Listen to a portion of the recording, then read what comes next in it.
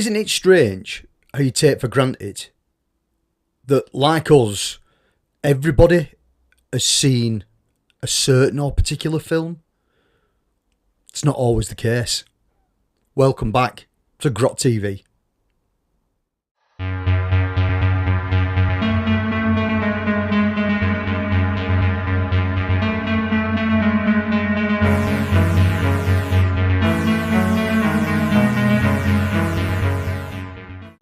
So a few months back, I say a few months, it'll be May time, I think. I've got it somewhere, May the 21st.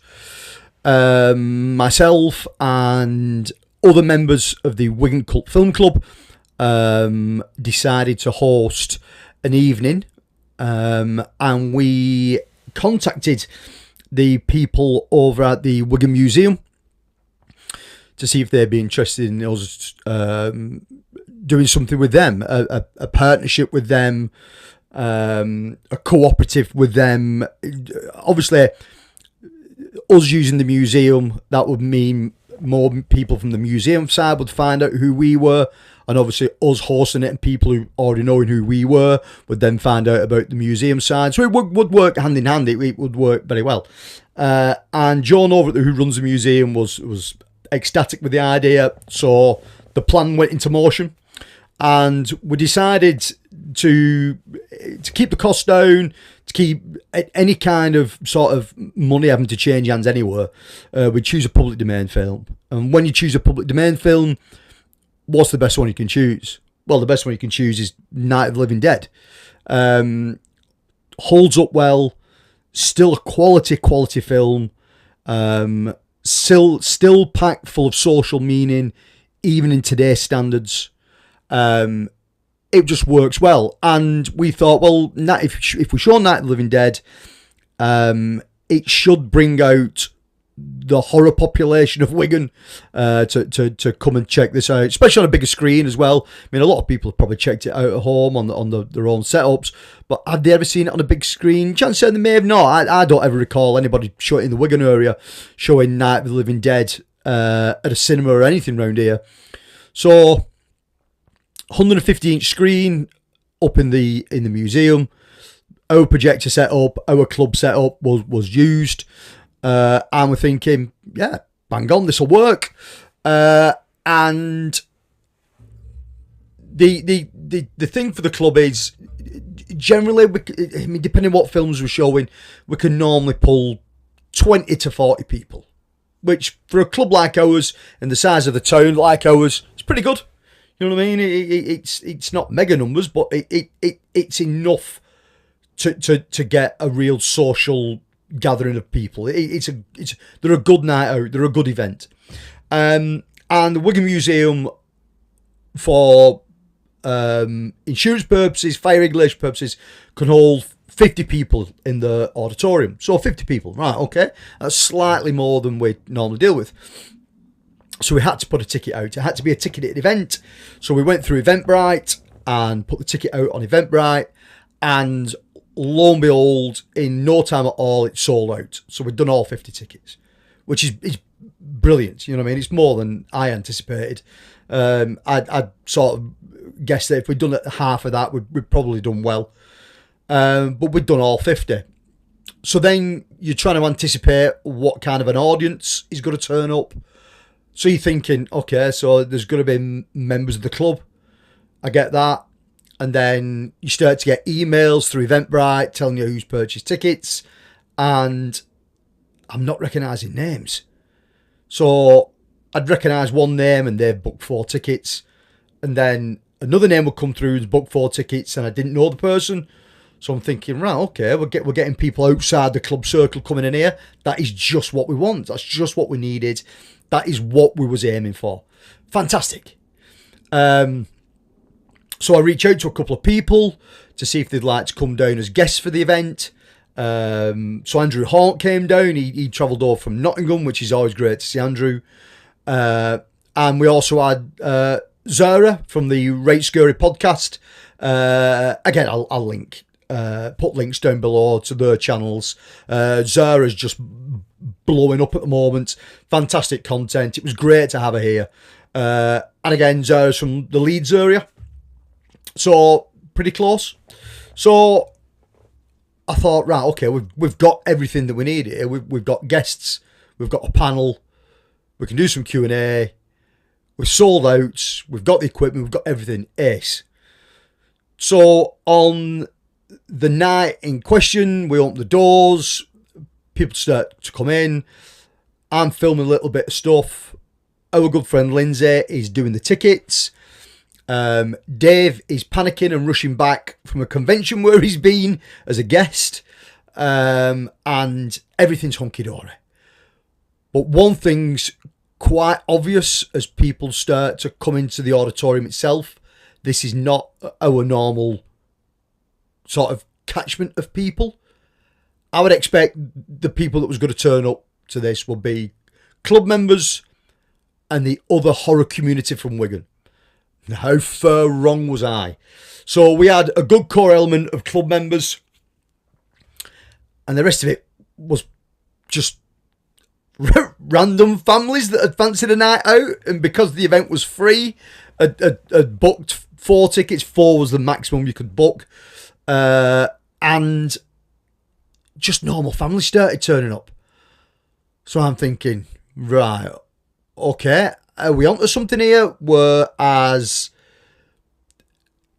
people are interested in doing something in the Wigan Borough and they didn't know about us, and they found out about us through Eventbrite or the museum helping us to promote this, or are they lovers of the horror genre, or are they lovers of the original Night of the Living Dead? Who knows? So the auditorium fills up. It's an absolutely scorching red hot day. The auditorium that we're using is an old Victorian library, which you'll see off the thumbnail picture, is a tremendous looking place. It's beautiful, but it's fucking hot. Like, it's hotter than Hades in there. Everyone's sweating buckets. They're coming around with cold cans of pop to try and cool everybody down, but people seem in good spirits. So we put the panel together, myself, Dave, Andrew and Zara. We get up, we have a chat for 10 minutes. We sort of explain to people who we are, what the club does and why we do it. We introduce Andrew, we introduce Zara, and then the film starts. Now, I've seen this film a million times before. So has Dave, so has Andrew, so has Zara. So we go to the back of the auditorium where we can have a chat. I'm paying attention to the film, but I'm not really engrossed in it because we're chatting between ourselves. And one thing that happens when you do that, you start to pick up and notice what people are chatting to each other about. Because that's the one thing within this club that we try and promote is we aren't a cinema, we're a film club. Chat about the film while you're watching it. As long as you're not bawling and shouting, it's fine. But I want people to engage with each other. I want people to chat to people they don't know over the love of what's on the screen. And what we sort of found out was that I would say everyone that turned up who was just a normal person, that wasn't a club member, that wasn't into the horror genre, I'd never seen this film before. Now, this film's from 1968, and some of the people that turned up were older people. I'd say older, but older than myself. So you're thinking, how have they never come across this film? Have they even heard of this film? But how have they never come across it? It's a big film. It's massive.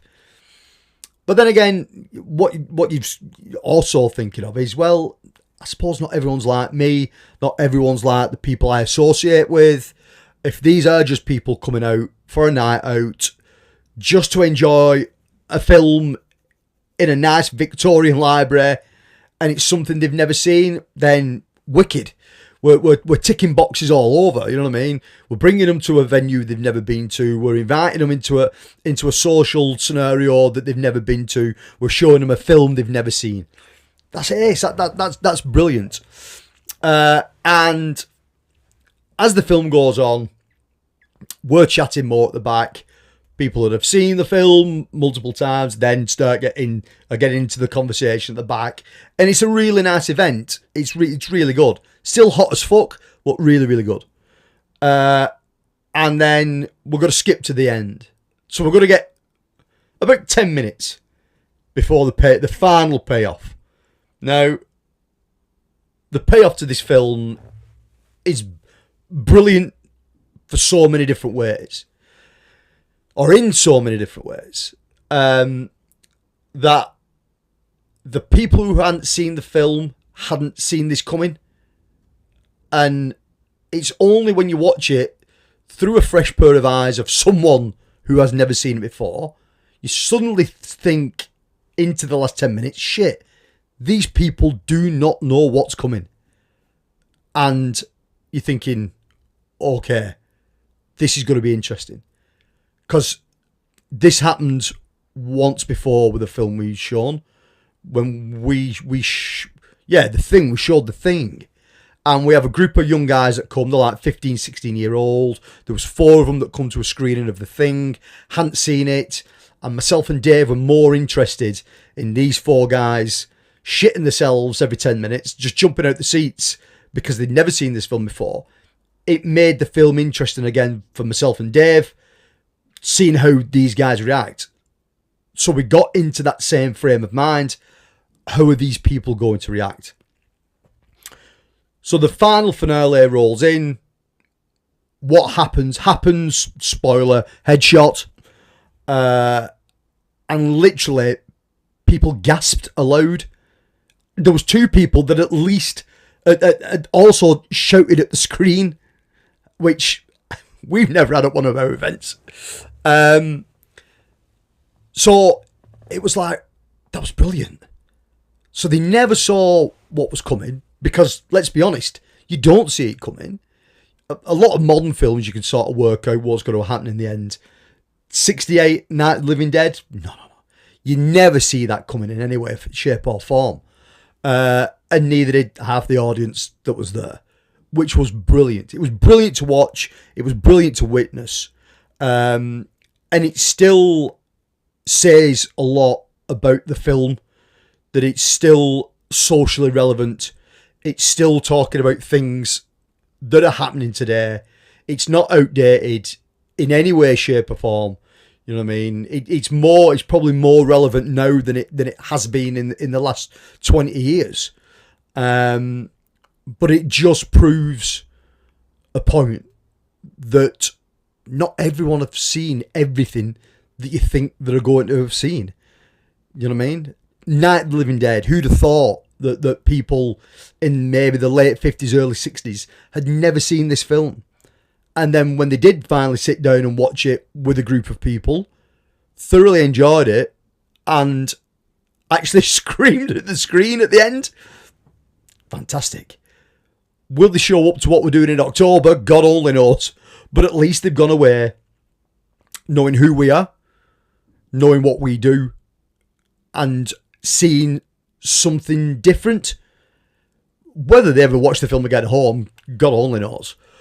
But I would certainly say what it will do is, for a very, very short, brief time, will get those people talking about that particular film, which is what we want. That's what you want with this kind of stuff. It doesn't matter if the film's 100 years old, 50 years old, 50 weeks old.